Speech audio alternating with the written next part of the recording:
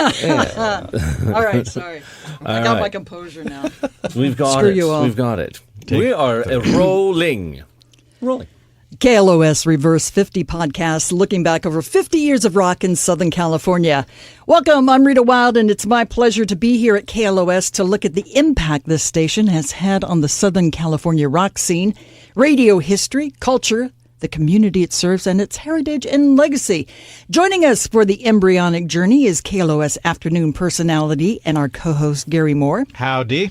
And joining us also is music industry veteran and KLOS announcer Ken Anthony. Hey there. And Stu Herrera, KLOS announcer and promo and imaging wizard. Glad to be here for the KLOS. The KLOS 50 in Reverse podcast. Let's kick it off. There we go.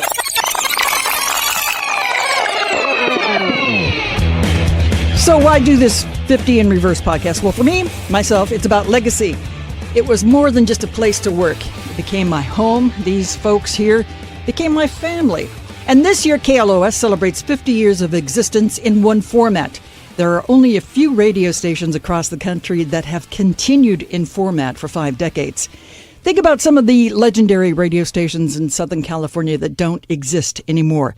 Now, as much as everybody loved KMET, its replacement, the Wave, has actually been around longer than KMET was in existence. Wow. There were other great stations here like K-West, KNEC, The Sound, KHJ, The Edge, Arrow, KEZY, Indy 103, KNX-FM, KSCA, KRLA, and Pirate Radio, just to name a few. We beat them all. I think he named them all.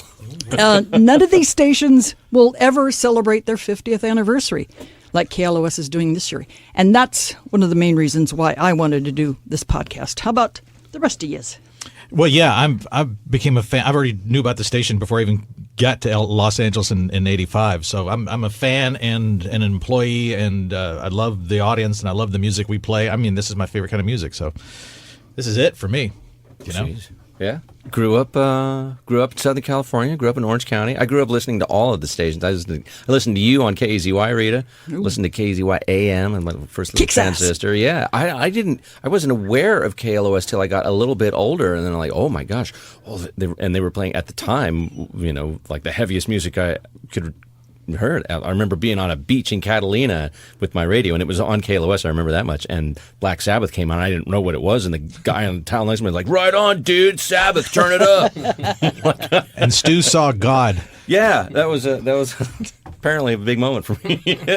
Ken. Well, I actually knew about KLOS growing up in the Bay Area. It's a famous national station, and the opportunity to actually come here in the spring of '91 to program the station was a real thrill for me. And to show you what an ascent I've made in my career, I've gone from the program director to a lowly weekend DJ here now, but still part of it and love every minute of it. And we've got a lot of different ones we're going to do too. You've got a whole list of them. Yeah, over the course of the year, each of the 50 in Reverse podcast episodes going to feature at least 12, maybe more different epic moments from the past 50 years of KLOS and rock music in Southern California. So let's take a look at some of the episodes. The next one on tap looks like the early years of KLOS. Yeah, and I was doing a lot of research and have been for the website that we've got coming up with all the there's the timeline and stuff like that, and it looks like it was January of 1969 when KABC FM, it was the call letters then, switched over because the FCC said you couldn't run the same thing on FM as you had on AM. And KABC AM was running news and talk, I think, and all that sort of thing. And they'd been doing it a little bit on FM. So they switched over to this love format that the group program director at the time, or the head of FM radio in New York, Alan Shaw, came up with this love format for all the stations. So they kept the call letters KBC FM for a while. KBC FM. For a couple more years. Right. And he switched the call letters, which we were talking about earlier, in New York from WABC FM to WPLJ, which was a Frank Zappa the Mother song. Yeah, so we both had to do it. Yeah. In Chicago, WLS, AM and FM. Aye. WLS became... WLS FM became... I forget what that one was. The Loop, I think the Loop, it was. right? Was it? WLUP. So yeah, there's a. Oh, you've got something up. Yeah, well, since we're talking about it, that's a mighty shiny production on the air. KABC FM, stereo 95.5, Los Angeles love. I can honestly say Isn't that crazy? I didn't listen then. That was, I've got an air check from Brother John, they were sending in tapes that they would do, I guess, in New York and send them all over of this love format. Yeah. And on there was everything from like Ray Charles to Aretha Franklin to I think some Carole King and Bread. And it was like the new rock in Los Angeles. What? The LA. But then they would do the Abbey Road album in its entirety and stuff like this. It's like this whole mix of different things that was going on that first year. Because you go back and listen to the underground radio from those days. It was still kind of like trying to feel its way around. Yeah, this was actually at least that stuff was pretty highly produced compared to probably what was going on at at 94.7 and at 105.5. They were just flying by the seat of their pants. I don't think they had anything like this. Had like some money behind it. And, And don't forget, also still at that time, AM was the dominant king. Right. KHJ was beating all the FM stations, probably till about the early 70s. At the end of I think it was at the end of 1974, KLOS had finally beaten all of the other AM stations. It was the number one. It may have happened before the end of 74, but I know at the end of 74, KLOS was the number one music station, beating all the AM top 40s at the time, which were still pretty hot, obviously, and beat KMET that year, and everybody else was on FM that was doing the music thing. Here, check this one out. Oops. Hey, turn it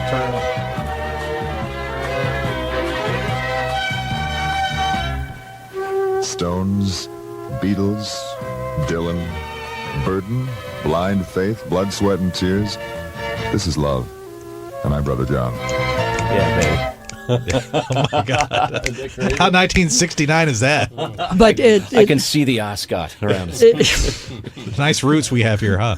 We're going to talk with one of the former program directors from the early years, also some of the early talent. Right. That's one of the podcasts upcoming. Another one is the Bob Coburn and Rockline years. Oh. Mm-hmm. It was required listening on Monday nights for me when I was back in Louisville and wherever you were when I got here. Yeah. The original host was B. Mitchell Reed, who was, of course, somebody who was well known in AM radio. And I guess at that time it was more about personality and stuff like that. And B. Mitchell Reed, when he went over to FM, I think he was at KMET, then he came over here. Mm-hmm. But Joni Mitchell supposedly wrote the song "You Turn Me On a Radio." I'm a radio for B. Mitchell Reed. No way. Yeah, and it's like he was like the groovy hippie guy. And I know that he really had an impact on Bob Coburn. Oh, sure. And he was like the first host, and then I think he got sick, and, he worked it out to where Bob could be the host, which was pretty amazing. For most of the overwhelming majority of the time that Rockline was on the air, Bob was the host. There were several different hosts of it. I believe that Steve Downs host it for a little while. I think Ricky Rackman hosted it for a while. Yeah, maybe just strictly as a guest host, but yeah, he had a tiny little piece of that. Yeah. But Rockline and Bob Coburn are synonymous. Yeah. Think about how rare that is, though. I mean, there was never a talk show where you could call in and talk to your musical heroes. Not too many. Other than that I know of that was on a regular basis as Rockline. Mm-hmm. I mean, you could be back in Podunk, Kentucky, where I grew up, and go, wait a minute, I can call Robert Plant? Yeah. Yeah. And it was great. How cool is that? It was great working here because a lot of times, they would allow us to go over to the studio, and so you got to meet your favorite, your favorite artist. It's like, oh my God. Yeah. And then you just sit in awe of Bob Coburn because the guy just had such a way with words. And then it expanded to where it was politics. It was, I believe, Rock the Vote. Yeah. They had Bill Clinton on and Al Gore. Oh, wow. It was really kind of earth-shaking at that particular time. I have to tell you, just as from an air personality standpoint and doing the DJ thing, I learned so much listening to Bob Coburn do not only his show here in KLOS, but doing the Rockline show. Sure. His temperament, the way that he was prepared, everything that about him. I didn't want to, steal his act, but I was like, okay, this guy is tuned in, and if I want to be in this market for any length of time, I got to be that good. That's right. As him. Yeah, that was the he- standard. yeah. You could still be learning from Bob Oh, today. absolutely. I mean, that's I the still do. great Yeah. thing about KLOS is Yeah. we play those every single day, and on Mondays we play, 2 long half-hour segments, and you can just, listen to his craft, and you can kind of break it down and see it's all out. It's all there for anybody to listen to. Yeah. You've totally prepared, and he's totally affable. And Ken, you've Well, got a point. he was great to work with too. That's what I was getting at, yeah. As the program director, I was a young guy here in the early '90s, and maybe a little intimidated, like what you were saying, Gary, to walk in and guys like Bob Coburn and Gina Michelini, but Bob couldn't have been more of a gentleman. And I know, Rita, you worked with him probably longer than any of us, and so it was beyond just his musical knowledge. He was just a first class person. It was just great to work with him. Amen. Absolutely. And his loss hit us all really, really hard. But the great thing is that, we're going to be doing this podcast episode. I've lined up a couple of the producers that first worked with the show that are going to talk about it. And then we have so many great on-air clips that we can do also. Another one of our podcasts is going to deal with an era called the Mark and Brian era. Who?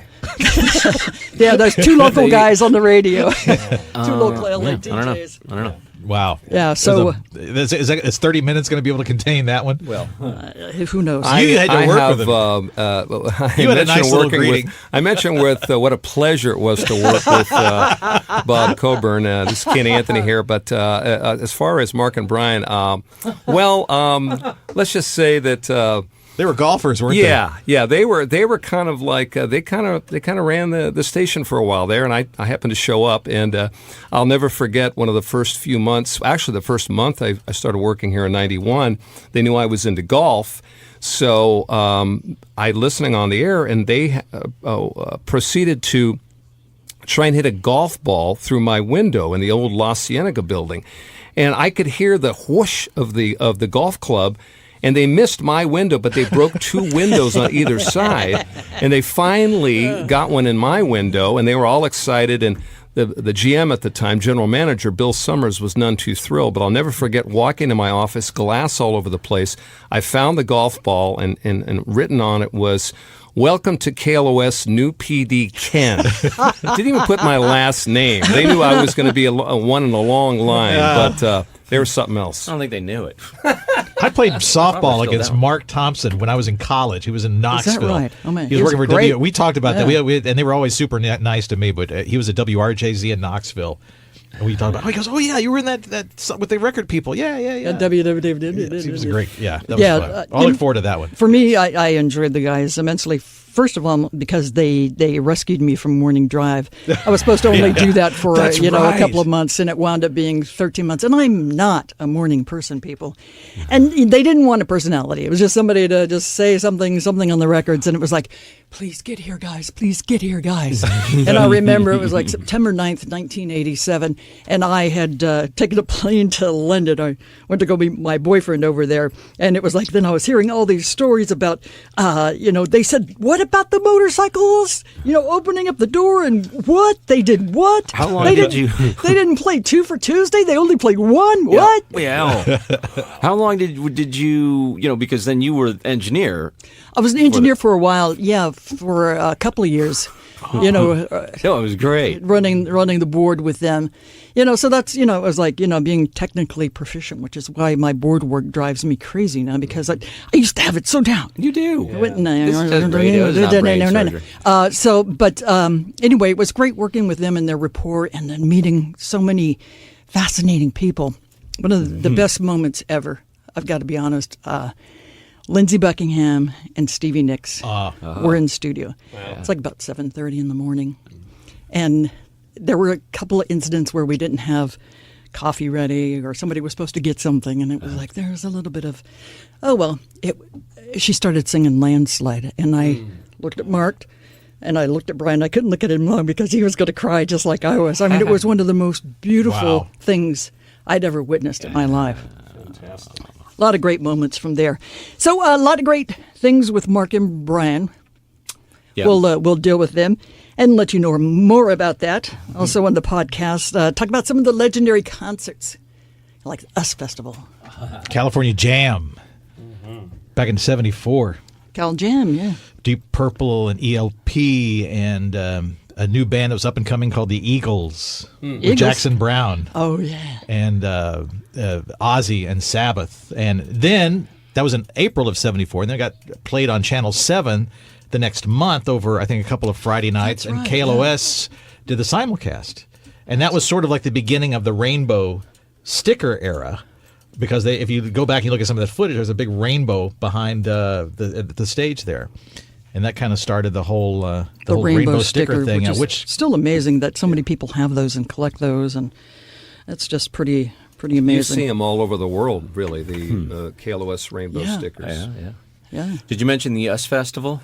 US Festival. I think that was one of the weekends I worked, the first one. Yeah. Running the board. I think I'd just been hired full time. I started like part time. Mm-hmm. January 28th, 1983, Oh, and nice. then May. I was supposed to go to Hawaii. My sister was getting married in Hawaii, and it was like, I can't. I have to Gotta go work. to US Festival. No, I have to work. you had to work, I had to run the board because we were broadcasting live from out there. And Bob and Steve Downs right there. Well, let's see what David Lee Roth has to say. And Did you have a delay? Was there a delay? No, there was no delay. No delay. And, you know, And it was, hey man, I want your girlfriend. you squirt me with that water bottle one more time, bro. I'm gonna jump down there and bang your girlfriend. Here's a little piece from earlier that The day. most for this day, and it is an hour roughly before Quiet Riot will hit the stage, and there have got to be more people here now than were here at the peak of yesterday.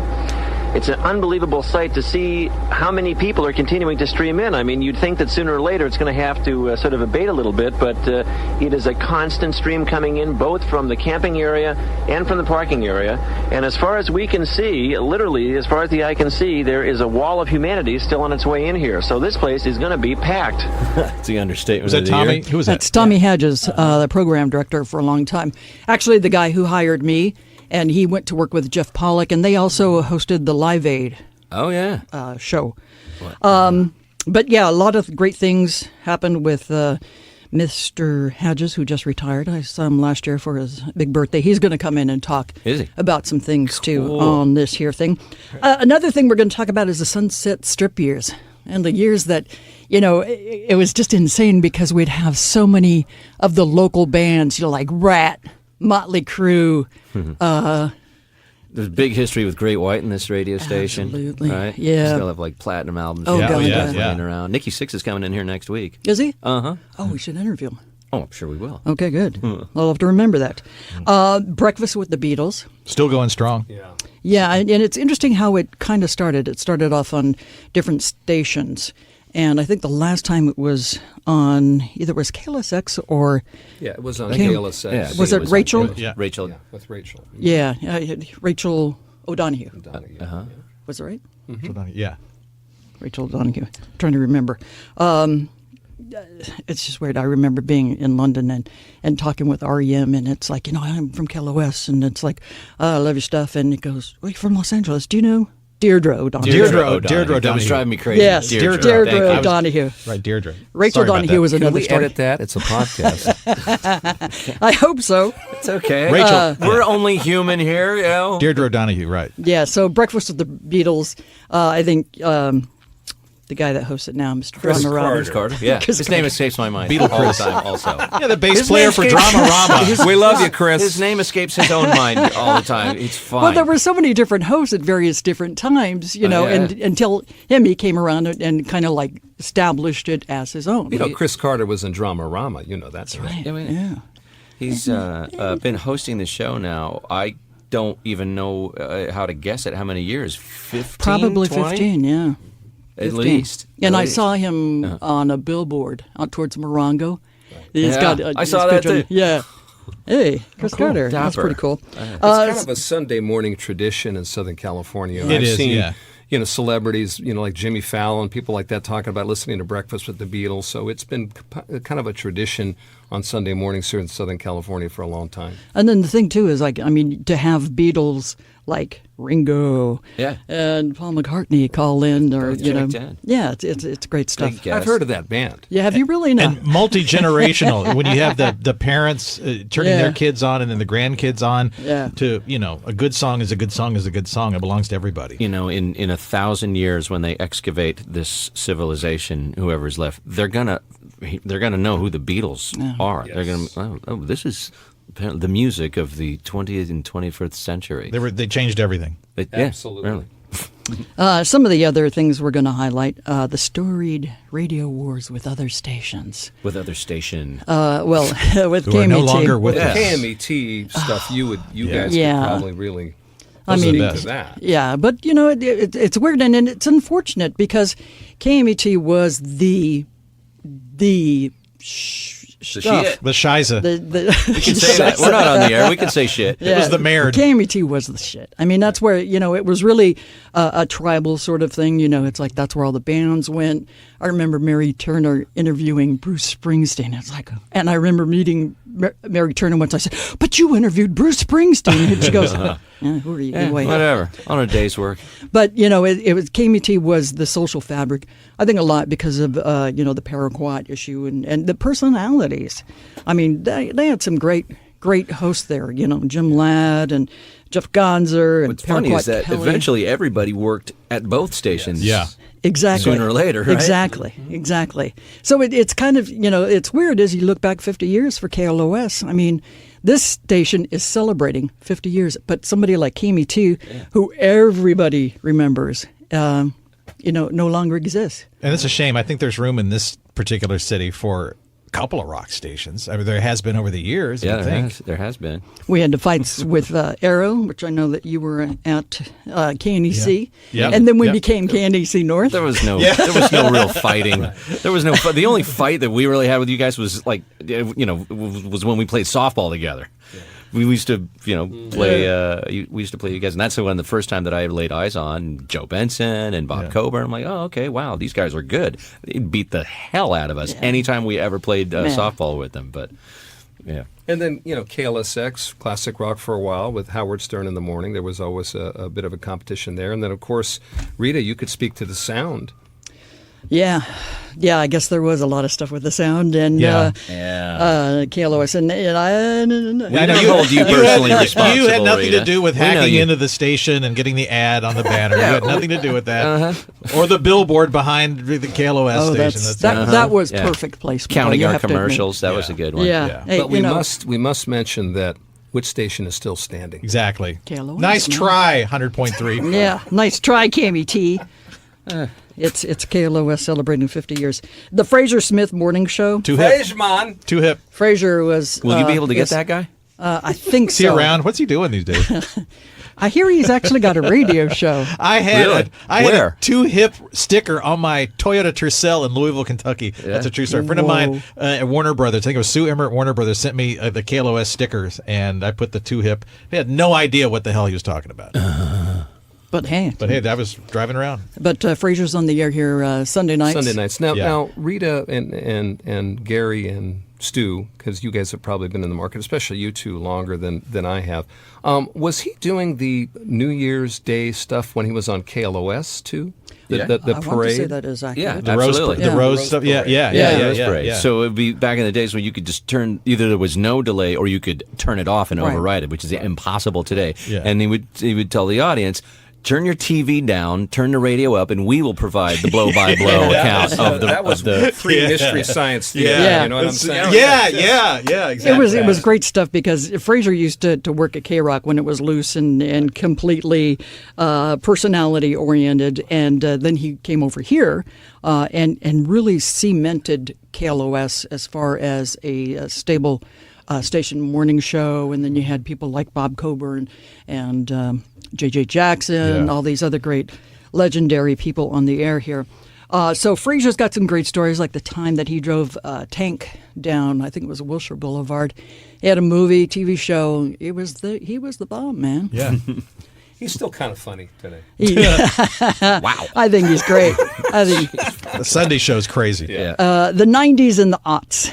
I don't remember much from those because most of my time was just dealing with the legal, and I don't want to know any. But you were a music director when things Yes. changed here at KLOS, when they decided that they wanted to start reporting to radio and records as an alternative station, I believe, and Or active rock. wasn't active it? rock. No, it was alternative because they Was wanted it? to. Okay. Yeah, Cindy Maxwell, I think, was doing the column for or AOR at our Radio and Records, which is a trade magazine for those who don't know what that is. And for years, KLOS had been AOR, album-oriented radio, album-oriented rock, whatever you want to call it.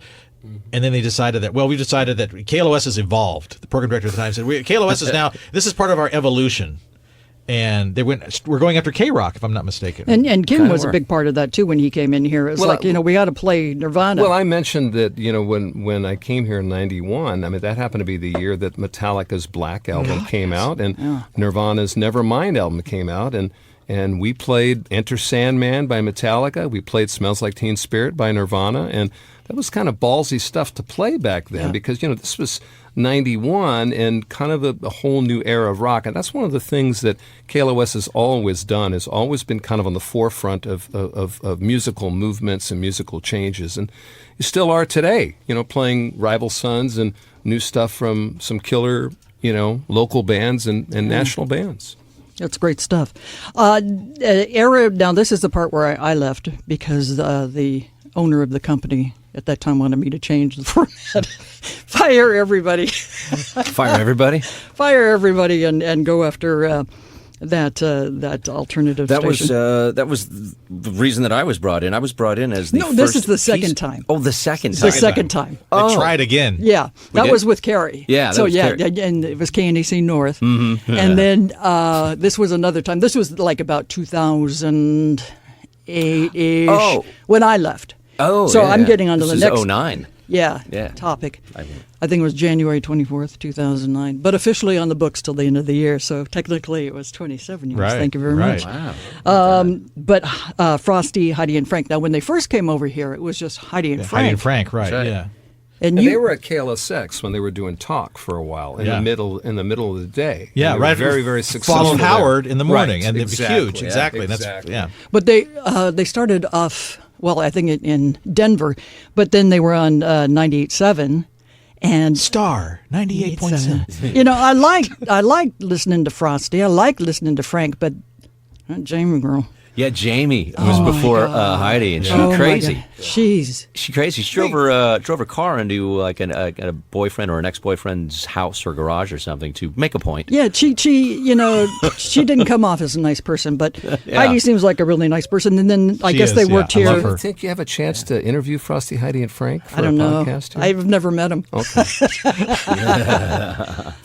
Who are they? Oh, they're a great morning show. No, I think they do a fantastic job. And, Huge following. And to do what they've done in this market with this station, you owe them a lot of respect. And I'm so happy that they got Frosty back too. Let me tell you something from personal experience, and she will back me up on this. I don't care who you are, how funny you are, to get up at 3:30 in the morning or earlier and to come in and to be fun Yeah. for 4 hours, to be witty, and to do it consistently day in and day out is tough as hell to do. I mean, here's a perfect example. It's 4 a.m. in the morning. We're doing this podcast, and I don't think we're very funny. That's the only studio time. We're drunk anyway. Who cares? I mean, another one of those over there. But seriously, I'm always amazed about how sharp they are and how and they've got. I mean, it's really running on all cylinders Yes. right now. And It's been 7 years. Wow, that's Yeah. great. Right? That is awesome. Closer to 10 than not. Yeah. So I'm really happy for them, and I think they do a fantastic job. And obviously, with the ratings, that proves that. Get big shows, huge fans. Yeah. Yeah. Yeah, no, it's awesome. It's good stuff. Another topic, Jonesy's Jukebox. Everybody knows Steve Are we going Jones. to do a Jonesy's Jukebox podcast what it right says. now? Okay. Sweet. yeah. How many? I love Jonesy. I've probably met him 3 or 4 times, and he goes, "Who are you?" What's your name again? Does he actually ask you, who are you? Because he just walked past you. I don't even think he sees you. You doesn't probably have know to- him, Steve. And you, Yeah. Gary, because you run into he him know- every I day. see him every I day. work with him every day. And Stu works with him every day, and sometimes I go, and because I have to be professional and be an air person here and stuff like that. But there's But like you're a fan. a 19-year-old in me going, the Six Pistols, he helped changed music forever. And you see that, and some of the people that come in here, the Dave Grohls and the people like that. Brian May of Queen came in here, and he didn't know what show he was going to be on. He just saw the Jonesy Jukebox, and then because his PR people were taking him for this book that he did. Go to KLOS. Okay, sure. So Brian sits down with him and goes, wait a minute. Oh, you're Steve from the Sex Pistols. Oh, we were at the studio. We were making the records at the same time. Yeah. When they were making News of the World. Yeah. And that's all that Brian really wanted. He said, the hell with the book. Let's just talk about those days. That's fantastic. And I think that's what's great about the show. It's not like an interview show per se. It's like rock stars inside rock stars talking about rock star stuff. There's a level that he is at that none of us can really be at, where they live in the same world, and they have that rapport together because they've lived that life on the road and making records and stuff together, and they speak as equals. And I don't know, I can't get there. You just don't have the same. You just don't have the same experience. And Dylan, it's awesome to hear. Bob Dylan, had Steve come in and play on his album. Demand it. I mean, It doesn't get any cooler than that. I mean, one thing that I will say, like the early, the 90s and the aughts, was Pirates of the Caribbean, the films. And we did, because we were owned by Disney at that time. So we got to do, big premieres, all the interviews, all that kind of stuff. Never once did Johnny Depp come into the station. So what happens? Right. He comes in on Steve Jones' show. Of course. With which the I thought vampires. was awesome. And he hugged me. He hugged me. He said, "I said, hey, the vampires do it. We get a lot of requests for that." He came up like, "Oh man, that's great." And the other thing about the 90s was there were a lot of great shows that happened. Staples Center opened with Bruce and the E Street Band for 4 nights. 4 nights. We were there for all 4 of those nights, broadcasting live. Hey. We had the Zeppelin resumption in London. Flew over there and You saw were there that. for And I that, called yes. in Joe Benson, and I called in Mark and Brian the next morning because I got like 20 minutes of sleep. I was that amped for the whole thing. I could not amazing that you believe got what that. I'd seen. Yeah. It's still surreal. It's still well, it was no concert had ever been that big with the band of that much at stake. Who was that? Probably cleaning crew. So a couple of other quick things. Former KLOS DJs. Some of them are going to join us. I won't say which ones. Some longtime employees. Some people in the sales staff that have worked here longer than any of us. And also the current lineup of KLOS. So that means people like Marcy. And, you're here. And Greg B. Harrell. Greg B. Harrell, who just now is on at nights, every night. And then also what's next for KLOS, because there's so many exciting, wonderful things that are happening this year as part of the 50th anniversary. And that's why, it's just to look back fondly, remember where we came from, and just take that energy and take it forward. There's just too much stuff that you could ever talk about in one sitting. So spread it out over the whole year. Every month there'll be a new one. I look forward to it. Sweet. It's KLOS Reverse 50 podcast. KLOS Thank you, Gary 50 Moore. in reverse. Thank you, Stu Herrera. Thank you. Ken Anthony. Thank you. Thank you, Rita. All right. Oh no. Wait, I just, you know how I am.